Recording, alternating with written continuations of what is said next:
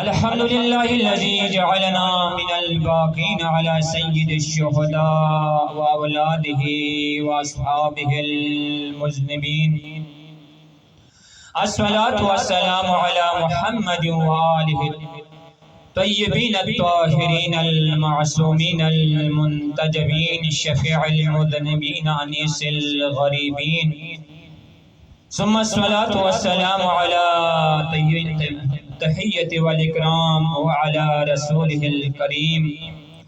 أعني على عبد المعيد والرسول المسدد المصطفى الأمجد المحمود الأحمد أبا القاسم محمد.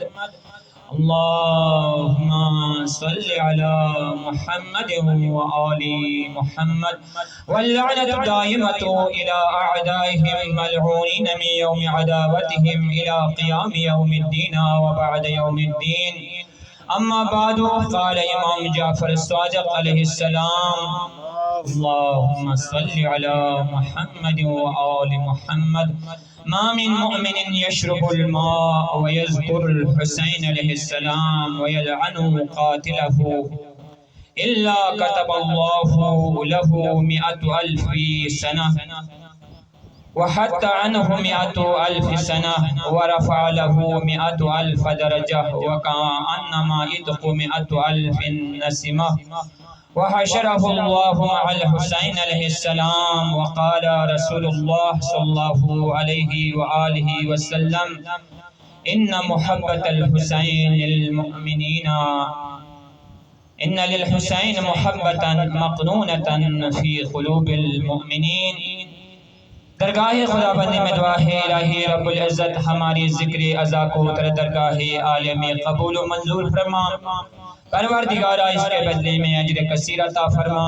پروردگارہ بانیان مجلس کی جو بھی نیک تمنا ہے ان کو پورا فرما. پروردگار یکم محرم سے لے کر اب تک جتنے بھی مؤمنین و مومنات نے اس مجالس و محافل کے لیے کسی بھی قسم سے معاونت کیا ہے، پروردگار سب کو درگاہ میں قبول و منظور فرما. پروردگارہ حاضرین کے بھی جو بھی نیک تمنا ہے ان کو پورا فرما. پروردگارہ ہمیں حقیقی معنوں میں سیرت محمد و آل محمد پر عمل پیرا ہونے کی توفیق عطا فرما. پروردگار ہم سب کو ابا عبداللہ حسین کی اس مقصد کو سمجھ کر عزاداری میں شرکت کرنے کی اور بیٹھنے کی توفیق عطا فرما. پروردگارہ دنیا میں جہاں کہیں بھی ابا عبداللہ حسین کی جلوس مجلسیں منعقد ہو رہے، پروردگارہ سب کے حفاظت فرما. پروردگارہ ہماری اس مسجد و امام بارگاہ کو ہمیشہ کے آباد و شاد فرما. جتنے بھی ان کے معاونین ہیں سب کے توفیقات خیر میں اضافہ فرما. بالخصوص ڈاکٹر صاحب کو پروردگار صحت و سلامتی عطا فرما، ان کو طول عمر عطا فرما. پروردگارہ تمام علماء حقہ، تمام مراجعین نظام، بالاخص رہبر معظم رہبر کبیر آیت اللہ خامنہ صاحب کو طول عمر عطا فرما، ان کو صحت و سلامتی عطا فرما. پروردگارہ ان کو ہر قسم کی آفات سماوی و عرضی سے محفوظ فرما. پروردگارہ تمام شہداء، بالخصوص شہداء ملت جعفریہ، ان کو شہداء کربلا کے ساتھ معشور فرما. تمام مریضہ ان کو شفاء عاجل و کامل عطا فرما. حاضرین میں بھی کوئی اگر مریض ہے، پروردگارہ ان کو صحت و سلامتی عطا فرما. پروردگارہ شوکت صاحب کو خدا، پروردگار ان کی جسمانی جو بھی تکلیف ہے، بے حق بیماری کربلا کا واسطہ ان کو شفاء عاجل و کامل عطا فرما. تمام بے اولادوں کو اولاد صالح عطا فرما. جو صاحبان اولاد ہیں ان کی اولادوں کو نیک اور صالح قرار فرما. پروردگارہ ہماری ذکر اعضا کو درگاہ میں قبول و منظور فرما. پروردگارہ ہمارے حجت خدا مہدی زمان امام زمانہ کے ظہور میں تاجیل فرما. ان تمام دعاؤں کی مقبولیت کے لیے پر محمد و آل محمد صلوات. اللہم صل علی محمد و آل محمد وعجل فرجہم. عزیزان مظلوم کربلا، آپ کے سامنے ایک امام جعفر صادق علیہ السلام کا ایک فرمان اور رحمت دو عالم کا ایک فرمان تلاوت کرنے کا سعادت حاصل کیا. امام جعفر صادق علیہ السلام فرماتے ہیں: اللہم صل علی محمد و آل محمد.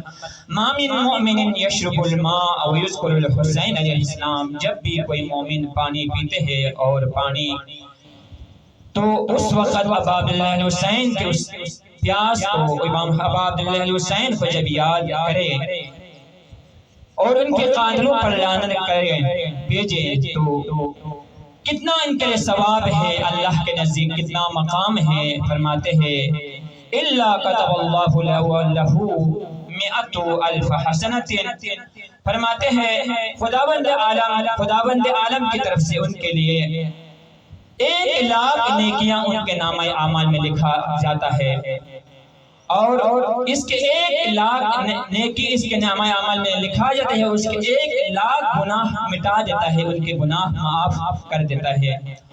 وَرَفَعَ لَهُ 100,000 درجۃ، اور اس کے 1,00,000 درجہ ان کے بلند کر لیتے ہیں، مقام کو 1,00,000 درجہ ان کے مقام کو بلند کر دیتا ہے۔ وَكَأَنَّمَا اِتْقُوا 100,000 نَسِيمًا، اور گویا اس نے 1,00,000 غلام کو آزاد کیا ہے، 1,00,000 غلام کو راہ خدا میں اس نے آزاد کیا ہے۔ اور حتیٰ کہ خداوند عالم علیہ السلام کل بروز قیامت وہ بندہ جو جب بھی پانی پیتے ہیں ان کے اتنے لاکھ ان کے گناہ مٹایا جاتے ہیں، اتنے لاکھ ان کی درجات بلند کیا جاتے ہیں، اتنے غلام آزاد کا ثواب ان کے نامہ اعمال میں لکھا جاتا ہے۔ اور اس سے بڑھ کر کیا ہے، کل بروز قیامت اس کو ابا عبداللہ حسین کے ساتھ محشور کیا جاتا ہے۔ دیکھو کتنا مقام ہے۔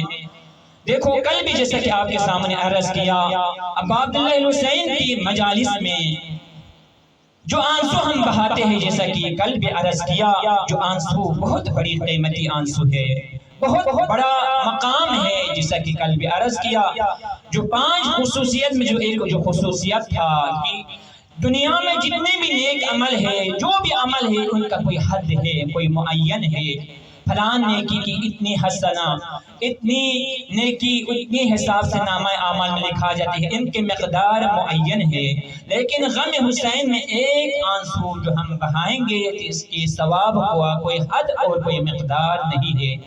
بس عزیزان محترم، ہم سب سے پہلے اس مقام کو سمجھنا چاہیے کہ ابا عبداللہ حسین کی اس ذکر میں اتنی اللہ نے ثواب جو رکھا ہے، اس کے پہلا مقصد کو ہمیں سمجھنا چاہیے۔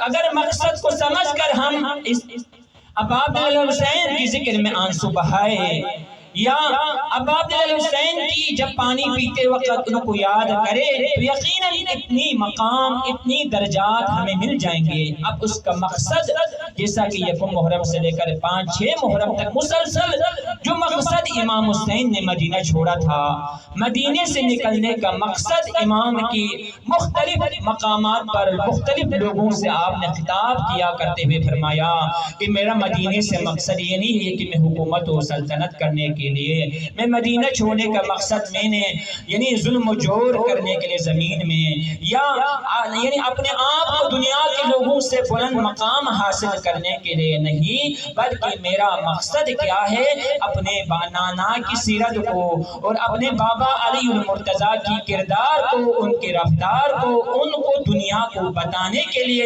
انہوں نے کتنا زحمت اور کتنا مشقت کر کے یہ جو دین ہم تک پہنچائے ہیں، اس دین کو قیامت تک ہم نے قائم و دائم رکھنے کے لیے عظیم جو قربانی میں پیش کیا جا رہا ہو۔ وہ دین فقط صرف یہ نہیں ہے کہ ہم پورا سال اپنی دنیا کی یعنی ہر لہویات، دنیا کی ہر مصروفیات جس کا یہ پتہ نہیں ہے حلال ہے حرام ہے، جو بھی اس میں ہم مشغول رہے، اور جب بھی ماہ محرم آ جائے یہاں پہ ایک آنسو بہائے، یہاں پہ ایک ماتم کیا، بس ہم نے کما حقہ ادا کرنا۔ عزیزان محترم، ایسا نہیں ہے، بلکہ جیسا کہ ہے نا کل یوم عاشوراء کل ارض کربلا، ہر دن عاشوراء ہے اور ہر زمین کربلا ہے۔ جو امام حسین کا جو مقصد ہے، یہ صرف ہم فقط محرم کے 10 دن، محرم کے مہینہ، سفر کے مہینہ ہم نے یاد نہیں رکھنا ہے، بلکہ پورا زندگی ہم نے ان کو سمجھنا ہے، اور پورا زندگی ہر ایک لحظہ کے لیے ہم نے اس سے غافل نہیں رہنا ہے۔ اگر خدا نہ خواستہ ہم پورا زندگی اس پر یعنی تھوڑی سی لحظہ ہم اس اب عبداللہ الحسین کے مقصد سے اگر ہم غافل ہو جائے تو ہم نے جو بھی نیکی عمل کیا ہے وہ ختم ہو جائیں گے، ان کو آگ لگ جائیں گے نہ، بلکہ کوئی نیکی کرنا، یہ کمال نیکی کرنے کے ساتھ اس کو ہم نے قائم بھی رکھنا ہے۔ ابھی یقیناً محرم میں اتنی عظیم ہم نے مقام حاصل کر لے، جب محرم ختم ہونے کے بعد ہم پہلا جو ہمارا روٹین ہے زندگی کی مختلف قسم کی چیزوں میں جب ہم مصروف رہیں، ٹھیک ہے، جس میں خدا بندی کا حکم ہو، تعلیمات محمدی کا، جس میں اللہ کی رضا ہو، ٹھیک ہے، اس کام میں ہمیں لگے رہنا چاہیے، اس کام کو انجام دیتا رہنا، وہ زندگی پر قائم و دائم رہنا چاہیے۔ لیکن خدا نہ خواستہ ایسا فعل، ایسا چیزیں جو ہم سے سرزد ہو رہی ہیں، جو اگر اس اب خصوصاً یعنی امام حسین کی اس کے احکامات کے خلاف ہو، ان کے تعلیمات کے اگر خلاف ہو، تو اس جو محرم میں جو چیز ہم کمائے، جو چیز ہم اپنے لیے حاصل کر لیں، وہ سب کے سب ختم ہو جائیں گے۔ لہٰذا اس کو قائم و دائم رکھنا یہ بہت کمال کی بات ہے۔ یقیناً اتنا اجر ہے، کوئی شک نہیں ہے، لیکن اجر کو حاصل کرنے کے ساتھ ساتھ ابھی پہلے عرض کیا، یقیناً یہ محرم یہ نہیں ہے کہ رسم اذا نہیں ہے کہ ہمارے پہلے لوگ انجام دیتے تھے، ہم یہ انجام دیں گے، بس یہاں پہ آ گیا محرم کے درس سن لیا، علماء ذاکرین نے پڑھ لیا، ہم چلے گئے، بس ہم نے بہت چیز حاصل کیا، نہ، بلکہ ہم اس محرم میں اذان میں جب آ کے یہاں پہ کچھ نہ کچھ حاصل کر کے جانا ہے، یہاں پہ آ کے گریا ماتم کا، ٹھیک ہے، اس کے بھی بہت اجر و ثواب ہے۔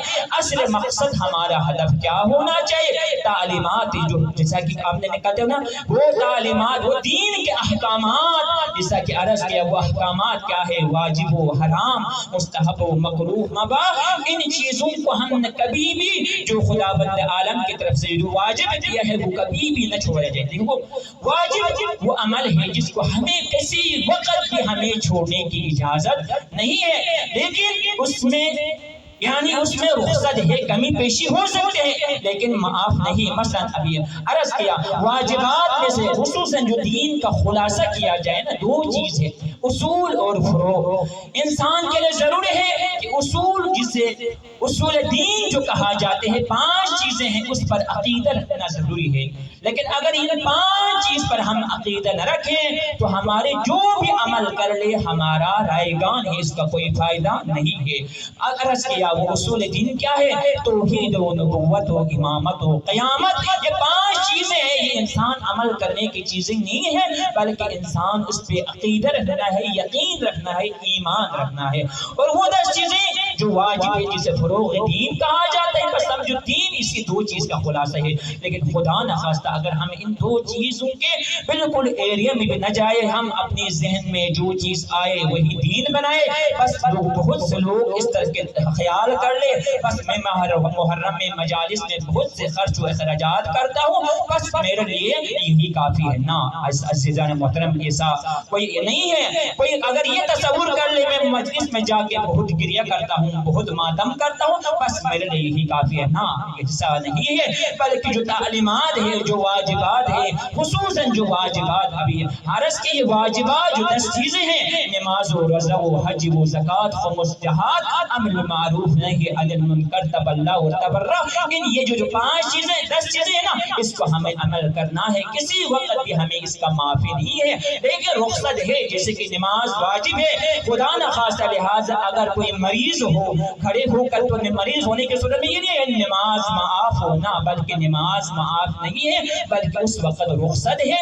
آپ اگر کھڑے ہو کر نماز نہ پڑھ سکتے تو بیٹھ کر نماز پڑھ لیں، یہ سفر میں ہے، نماز اس وقت ہمیں معاف نہیں ہے، اس وقت ہمیں جو نمازیں 4 رکعت پڑھنی ہو اس کو 2 رکعت پڑھنے کی ہمیں اجازت تقسیم، یعنی اس میں کمی ہے لیکن معاف نہیں ہے۔ اور اسی طرح باقی جو چیزیں ہیں، انسان خمس و زکوٰۃ، لہٰذا یہ چیزیں واجبات ہیں، لیکن واجبات کو انجام دینے کے بعد ہم یعنی یہی مقصد امام حسین اسی واجب کو قیامت تک قائم رکھنے کے لیے، قیامت تک اس کو یعنی ابد الابد، یعنی قیامت تک آنے والوں کو پہنچانے کے لیے امام حسین علیہ السلام نے وہ عظیم قربانی پیش کیا۔ بس دیکھو ہر چیز کو امام نے دکھا دیا، ورنہ کل قیامت کے دن یہ کہہ سکتے دیکھو نا عصر عاشور، دیکھو نماز کی اتنی اہمیت ہے، اتنی اہمیت آج کل دیکھو ہم جلوس سے نکل کے جا رہے ہیں، نماز کا ٹائم ہو پتہ ہی نہیں ہے کہ نماز کا وقت ہو گیا ہے یا کیا، نہ بلکہ ٹھیک ہے یہ عزاداری ہے، مظلوم کربلا، نماز بھی اسی عزاداری کا حصہ ہے۔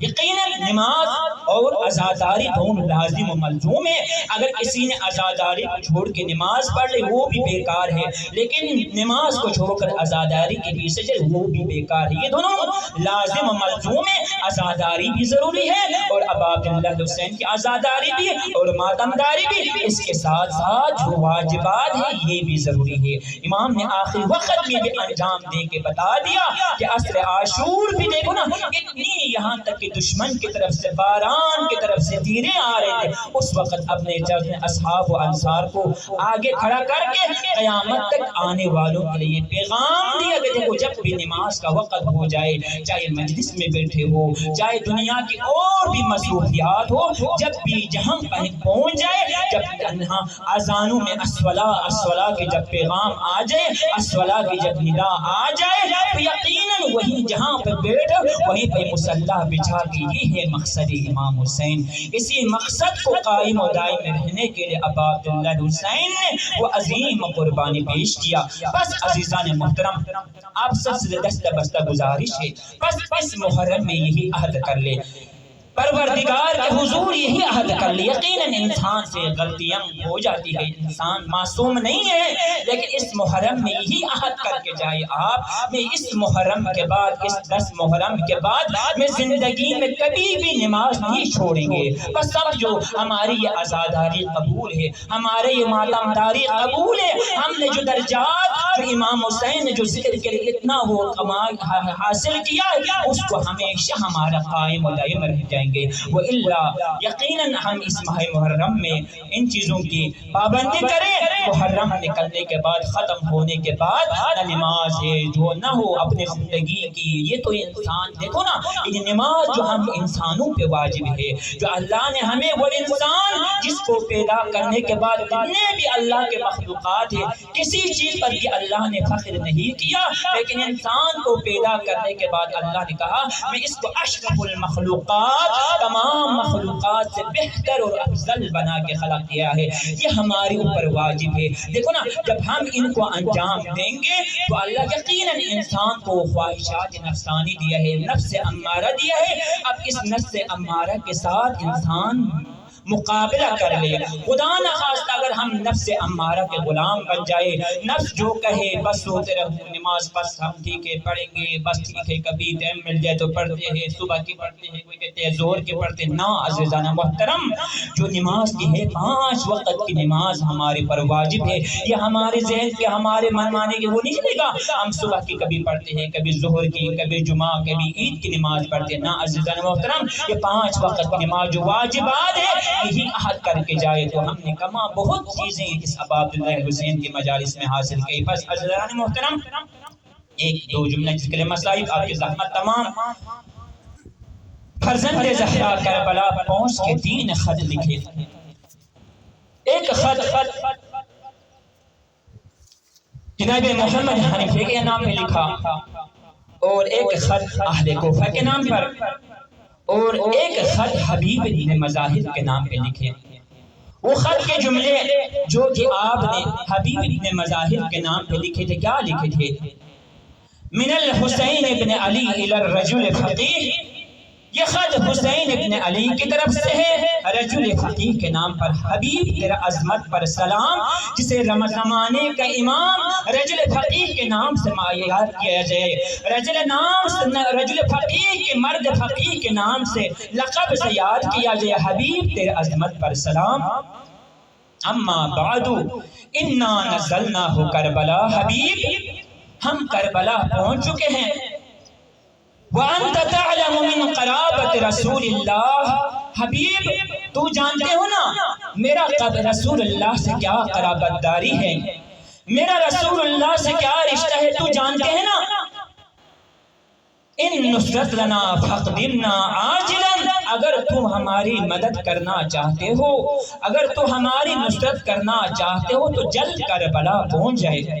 عزیزان محترم، مختصراً قاصد کو خط دے دیا، قاصد چلے حبیب بن مظاہر کے طرف، راستہ بند ہے، ہر جگہ سے بند کیا ہوا ہے، جاسوس پھیلے ہوئے، خدا جانے کیسے پہنچ گیا۔ مختصراً پہنچ گیا حبیب کا یعنی حسین کا قاصد حبیب کے دروازے پہ، دق الباب ہوا، دوپہر کا وقت تھا، حبیب اپنے زوجہ کے ساتھ کھانا کھا رہے تھے، دق الباب ہوا، دروازے کو کھول پوچھا کون؟ آہستہ سا آواز آئی، انا مرید الحسین، میں حسین کے قاصد ہوں۔ دروازے کو کھولا، اب آپ اللہ حسین کا خط دیا حبیب کو، حبیب نے بوسہ لیا، آنکھوں سے لگایا، خط کے مضمون سے آگاہ ہوا۔ اس وقت اس کے زوجہ نے پوچھا کون؟ یہ کیا ہے، کس کا خط ہے؟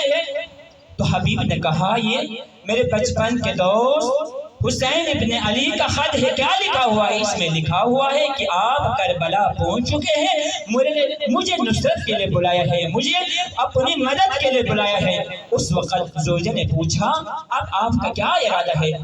حبیب اپنے زوجہ کی امتحان کے لیے حبیب کہتا ہے اگر میں چلے جاؤں نا تو ہمارا ابن زیاد ہمارا گھر برباد کر دے گا، تو قیدی بنائی جائے گی۔ اس وقت حبیب کی زوجہ کہتی ہے تجھے حیا نہیں آتی، زہرا کا لال تجھے بلا رہے ہو تو بہانہ کرتے ہو۔ مختصراً چلے حبیب نے اپنے غلام کو کہا کہ کوفے سے باہر فلان مقام پہ گھوڑا کو پہنچا۔ حبیب کے غلام نے کوفے سے باہر حبیب غلام گھوڑے کو پہنچایا۔ حبیب کی تھوڑی سی آنے میں دیر ہوا، اس وقت غلام نے دیکھا نا حبیب کو گھوڑے کو تو آنکھوں میں آنسو آ رہے تھے۔ اس وقت حبیب کے غلام کہتے ہیں اے زہرا کا لال تو اتنے غریب ہو گئی ہو، جانور بھی تیرے غربت پر رو رہے ہیں، کنیز دانے زادے بھی تیرے غربت پر رو رہے ہیں۔ جب یہ حبیب کو یہ آواز قریب پہنچے تھے سنے نا تو حبیب نے بہت فریاد کیا اے فرزند زہرا، اے زہرا کا لال تو اتنے غریب ہو گئی ہو۔ بس مختصر چلے پہنچ گیا حبیب کربلا، حبیب کا استقبال ہوا، اللہ اکبر اللہ اکبر نعرے تکبیر، یہ صدائیں حسین کے ساتھیوں میں خوشی کی لہر دوڑ گئی۔ جب یہ آوازیں چلی گئی نا رسول زادیوں کی خیمے کی طرف، جناب زینب کبریٰ نے اماں فضہ سے کہا اماں فضہ جاؤ، اب تک جو آ رہے تھے ہمارے بابے کا قاتل آ رہے تھے، ہمارا دشمن آ رہا تھا، اب ہمارے پاس کون ہے؟ یہ خوشی یہ آوازیں اللہ اکبر مرحبا کی صدائیں۔